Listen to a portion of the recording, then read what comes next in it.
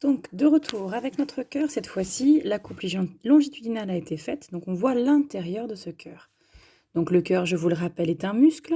C'est un muscle creux puisqu'il contient 4 cavités. Les cavités, ce sont des creux, des trous. Quand vous visitez une grotte, souvent on vous dit que vous allez rentrer dans une cavité. D'accord? C'est un trou. Donc, la première cavité, l'oreillette droite. De l'autre côté, l'oreillette gauche. Ventricule droit, ventricule gauche. Je vous ai mis les jambes sur le côté. Alors l'intérieur est un petit peu plus complexe puisque vous avez aussi des valves ou valvules que l'on trouve ici, ici, ici, ici. 4 donc. On va revenir dessus. Et autour de ce cœur, vous trouvez donc des veines et des artères. D'accord? Donc, dans mon cœur, le sang va circuler à l'intérieur du cœur puisque le cœur est une pompe.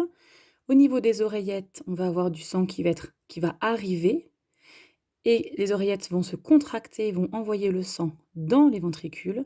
Donc il y a du sang qui arrive dans les ventricules et les ventricules vont expulser ce sang dans le corps. Ce qui veut dire qu'au niveau des oreillettes, il y a le sang qui arrive du corps, au niveau des ventricules, il y a le sang qui va repartir dans le corps. Commençons par le sang qui revient au cœur, qui est riche en dioxyde de carbone, riche en CO2. Je vous le représente en bleu, ce qui est souvent le cas. Ce sang va arriver du corps, il est riche en CO2, on va revoir pourquoi juste après. Il va se retrouver dans l'oreillette droite. Lorsque l'oreillette droite va se contracter, le sang va être expulsé dans le ventricule droit. L'avantage des valvules qui sont là, donc la valve tricuspide, c'est qu'elles permettent que le sang ne puisse pas faire demi-tour. Elles bloquent le passage, elles ne peuvent s'ouvrir que dans ce sens, donc elles permettent l'aller pour le sang. Elles ne peuvent pas s'ouvrir dans l'autre sens, donc le sang ne peut pas faire un retour vers l'oreillette. Ce qui est important, puisqu'ensuite le ventricule va se contracter, et lorsqu'il se contracte, le sang va être éjecté dans le seul endroit possible, c'est-à-dire par ici, c'est-à-dire dans l'artère pulmonaire. Ce sang éjecté dans l'artère pulmonaire va donc, par le nom artère, partir au niveau des poumons. Voilà. Et au niveau des poumons, ces vaisseaux sanguins vont se diviser en beaucoup de petits vaisseaux que l'on appelle des capillaires sanguins, qui sont tellement fins que les gaz peuvent passer au travers. C'est-à-dire que le CO2 va sortir de ces vaisseaux et ce CO2 va ensuite être expiré, donc expulsé du corps par l'expiration, quand on souffle donc. Et l'oxygène, le dioxygène O2, qui a été inspiré par nos poumons, va lui aussi pouvoir passer les capillaires sanguins, puisque ce sont des vaisseaux sanguins très fins et que les gaz peuvent passer au travers. Donc notre sang va se charger en dioxygène. D'accord? Là, il y a un échange très important. Du coup, c'est du sang qui est riche en dioxygène qui va revenir au niveau de notre cœur. D'accord? Ce sang qui est riche en dioxygène va entrer dans le côté gauche de notre cœur, d'abord dans l'oreillette gauche, puisque je vous ai dit que le sang qui arrivait au cœur passait d'abord par l'oreillette. L'oreillette se contracte, le sang passe donc dans le ventricule. Il ne peut pas faire marche arrière puisqu'il y a les valvules qui le bloquent. Donc à cet endroit-là, c'est la valve mitrale. Et il va être donc ensuite, quand le ventricule va se contracter, expulsé dans l'artère aorte. D'accord? Pareil, pas de retour en arrière possible puisqu'il y a la valve aortique qui bloque le retour. Pas de retour en arrière possible. Puis ce sang va être emmené par l'artère aorte dans tous les organes du corps, ainsi que dans les muscles, ainsi que dans la peau.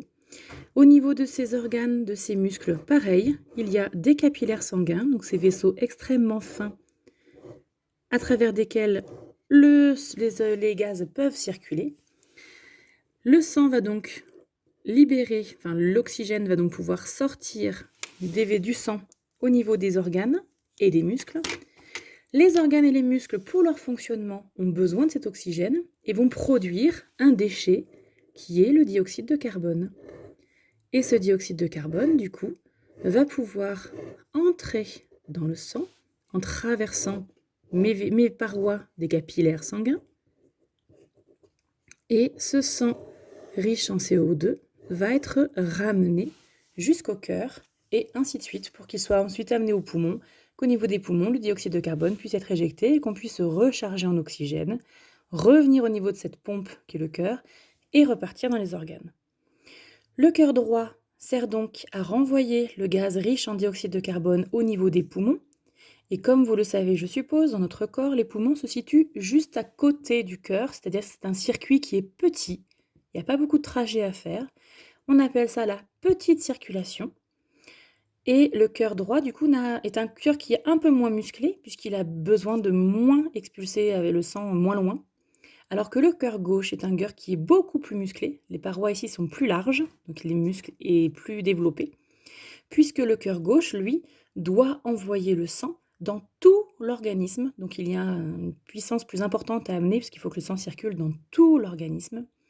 Donc le défaut de mon schéma, c'est que vous voyez, je vous ai représenté tous les organes ici, alors que le cerveau se situe normalement en dessus, et certains organes en dessous. Donc vous voyez, c'est vraiment une grande circulation que le sang oxygéné doit faire. Donc le cœur gauche doit envoyer le sang vraiment sur une grande distance. Donc du coup, ce cœur gauche est plus musclé que le cœur droit.